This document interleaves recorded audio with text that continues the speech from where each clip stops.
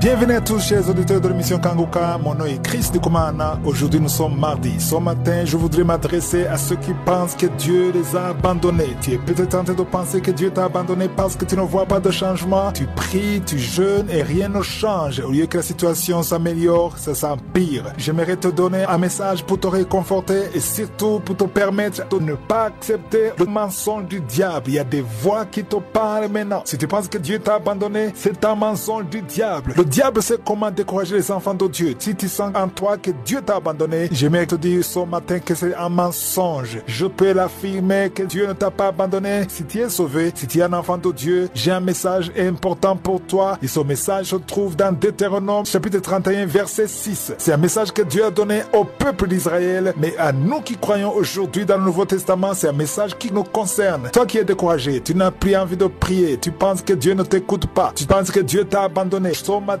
je vais te montrer que c'est impossible que Dieu t'abandonne. C'est impossible que Dieu te laisse tomber. Dans Deutéronome 31 verset 6, il est écrit: fortifiez-vous et ayez du courage. Toi qui es découragé, la parole de Dieu te demande ce matin d'avoir du courage. Ne craignez point et ne soyez point effrayés devant eux. Ici, on parlait des ennemis physiques, l'armée qui s'opposait à Israël. Mais aujourd'hui, toi qui m'écoutes, qui es découragé, Dieu te dit de ne pas t'effrayer devant eux. Eux qui? Les démons, le diable, les forces spirituelles qui s'opposent. Si tu sens que tu es découragé, tu n'as plus envie de prier, tu penses que tu es seul, mais tu n'es pas seul. Parce que le verset dit: l'Éternel, ton Dieu, marchera lui-même avec toi. J'aime beaucoup cette partie qui dit: il marchera lui-même. Pas seulement les anges, mais lui-même. Il sera là avec toi. Le verset termine en disant: il ne te délaissera point, il ne t'abandonnera point. Je le répète, il ne te délaissera point, il ne t'abandonnera point. Toute voix qui te dit que Dieu t'a abandonné, c'est un mensonge du diable. Il est le père du mensonge. Comment est-ce qu'il peut te faire croire que Dieu t'a abandonné alors que la parole te dit qu'il ne t'abandonnera point, il ne te délaissera point? C'est impossible que Dieu t'abandonne. C'est impossible qu'il te délaisse. Voilà la confirmation que c'est un mensonge du diable. N'accepte plus ces voix parce que la parole de Dieu est très claire. Si tu continues à écouter ces voix, tu vas te décourager, tu vas tout abandonner et tu vas perdre la foi. Je te le dis par expérience, parce qu'il y a des moments difficiles que j'ai traversés dans ma vie et je sentais que Dieu m'a abandonné parce que je priais, rien ne changeait et j'essayais de jeûner, j'essayais de prier, j'essayais de faire tout ce que je pouvais et rien ne marchait. C'est comme si j'étais maudit, mais tu n'es pas maudit. Si tu as la foi, si tu crois en Jésus, tu n'es pas maudit. Je vais te montrer la stratégie que j'utilisais et si ça a marché pour moi, ça peut marcher pour toi. Chaque fois que j'étais dans le désespoir, chaque fois que j'étais découragé, chaque fois que je ne savais pas quoi faire, tout ce que je faisais, quand je sentais que rien ne marchait, j'étais découragé, je priais, ça ne marchait pas, je m'appuyais totalement sur ce verset 6. Ce verset 6 était comme une bombe spirituelle pour moi parce que je me levais. Je me souviens un jour, je me suis levé très tard la nuit. Je me suis levé, j'ai pris la Bible et j'ai lu à haute voix, avec une voix audible. Je le disais: fortifie-toi Christ, aie du courage, ne crains point et ne sois point effrayé devant ces problèmes, car l'Éternel ton Dieu marchera lui-même avec toi. Il ne te délaissera point et il ne t'abandonnera point. Mais quand je disais, tu ne m'abandonneras point, tu ne me délaisseras point et tu marcheras toi-même avec moi. Fortifie-toi avec la parole de Dieu. Toi qui es découragé, toi qui n'as plus envie de prier, lève-toi et confesse ce verset. Parle avec ta bouche parce que Dieu est fidèle à sa parole. Chaque fois qu'un enfant de Dieu s'appuie sur la parole de Dieu, ça fonctionne. Dieu est fidèle à sa parole. Dans Jérémie chapitre 1 verset 12, il est dit que l'Éternel est derrière sa parole pour l'exécuter. Et la même parole dit qu'il est impossible que Dieu mente. Dieu ne peut pas mentir. S'il a dit qu'il ne peut pas t'abandonner, donc il ne peut pas t'abandonner. Il ne faut pas te poser de questions. Ne te demande pas comment est-ce que ça sera fait. Je ne sais pas comment ça sera fait. Mais si tu as la foi, si tu confesses cette parole c'est une épée. On a appris les armes de Dieu. Parmi les armes de Dieu, il y a l'épée. C'est dans Ephésiens chapitre 6 verset 17. On parle de l'épée qui est la parole de l'esprit, c'est-à-dire la parole de Dieu. Et le diable ne peut pas résister à la parole de Dieu. Mais si tu commences à te lamenter, si tu te décourages, si tu dis que tu n'as pas de chance, que tu ne comprends pas pourquoi Dieu ne t'écoute pas, pourquoi il écoute les autres, tout ça ne fait que t'enterrer. Il ne faut pas accepter. Il faut lutter avec la parole de Dieu. Ce matin, j'aimerais t'encourager. J'aimerais encourager quelqu'un qui m'écoute, qui est désespéré. Dieu est avec toi. Même dans tes faiblesses, Dieu t'écoute. Dieu te connaît. Il n'y a qu'une seule voie pour que Dieu t'écoute. C'est la voie de Jésus. Jésus est le chemin. C'est la seule connexion entre l'homme et Dieu. J'espère que cette parole t'encourage. Toi qui n'arrives plus à prier, aujourd'hui, aujourd'hui, lève-toi, prononce ces paroles, ouvre la bouche, commence à louer. Si tu as une chanson de louange, mets la chanson, loue le Seigneur, ouvre la bouche, combat le bon combat de la foi et Dieu te visitera en son temps.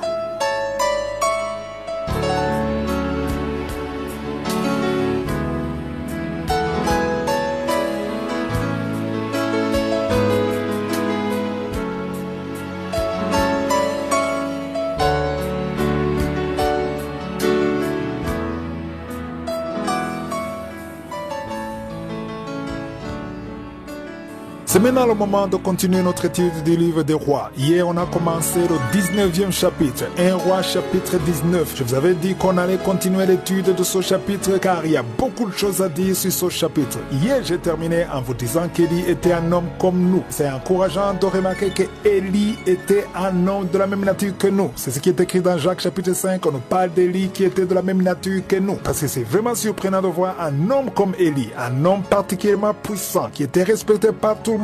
Et vous vous souvenez de ce qu'on a lu dans 1 roi chapitre 18. Il a fait des choses extraordinaires. Il a appelé Dieu, il a invoqué le feu du ciel. Dieu a envoyé le feu du ciel. Et le feu du ciel a consumé les sacrifices. Et Élie a ordonné qu'on tue tous les prophètes. Les 450 prophètes de Baal et les 400 prophètes d'Astarté. 850 prophètes ont été exécutés par l'ordre d'Élie. Pour vous montrer sa puissance. Il était tellement puissant. Il parlait avec Dieu. Il avait des révélations. Il avait des visions. Tout le monde le respectait. Mais une seule femme, Jézabel, même pas le roi, la femme du roi, a menacé Élie de le tuer. Et il a fui. Il a fui. Il était désespéré. Il a marché toute une journée. Et il est allé dans le désert. Parce qu'il était désespéré. Il a eu peur de cette femme. Quand j'ai lu ça, je me demandais, est-ce que Élie a oublié la puissance de Dieu qui agissait à travers lui? Est-ce que Élie a oublié ce qui s'est passé au chapitre 18? Est-ce qu'il a oublié tout ça? Mais je me suis rendu compte que nous aussi, nous sommes comme lui. Dieu peut faire de grandes choses dans ta vie, mais il suffit que tu rencontres un seul problème et tu oublies tout ce que tu as fait. Élie était un homme comme nous. Et c'est intéressant de voir que lui aussi, il avait des faiblesses. Il y a ceux qui croient que les hommes de Dieu dans la Bible étaient des extraterrestres. Non, c'était un homme comme toi et moi. Il avait une force et il avait aussi des faiblesses, comme toi et moi. On a vu la bonté de Dieu au verset 5. Au verset 4, il se lamentait. Il disait, c'est assez. Pour dire, c'est trop. C'est comme s'il disait à Dieu, pourquoi est-ce que tu permets ça? C'est trop, je n'en peux plus, je préfère mourir. Il a dit, prends mon âme, car je ne suis pas meilleur que mes pères. Quelqu'un qui dit ça, il est en train de se lamenter. Malgré le mécontentement, malgré son attitude de découragement, Dieu ne l'a pas abandonné. Au verset 5, il dit, il se coucha et s'endormit sous un genêt, et voici un ange le toucha et lui dit, lève-toi et mange. J'aimerais vous dire que si Dieu nous frappait à chaque fois qu'on se lamente, personne ne serait vivant. On serait tous morts. Mais Dieu est bon. Dieu pourvoit même dans nos faiblesses. C'est ça qui est impressionnant. La bonté de Dieu n'a pas de limite. Dieu ne nous frappe pas à chaque fois qu'on fait des erreurs, sinon on serait tous morts. Le fait qu'il ne te frappe pas ne veut pas dire qu'il est d'accord avec toi. Il veut que tu changes d'attitude. Il veut que tu te rappelles de sa bonté. Rappelle-toi de ce qu'il a fait dans le passé. Au verset 6, on voit que l'ange de Dieu a apporté à Élie de la nourriture. Au verset 6, 1 roi chapitre 19 verset 6, il regarda et il y avait à son chevet un gâteau cuit sur des pierres chauffées et une cruche d'eau. Qui a chauffé ces pierres? C'est Dieu lui-même. Qui a amené cette eau? C'est Dieu lui-même. C'est l'ange. C'est Dieu à travers l'ange. Il y avait un gâteau. Ça montre la provision de Dieu. Dieu a déjà pourvu tout ce dont tu auras besoin parce qu'il est Jéhovah Jireh, celui qui voit de loin et qui pourvoit. Et Élie en a fait que manger. Son travail c'était de manger. Il a mangé, il a bu et puis il a dormi. Au verset 7, l'ange de l'Éternel vint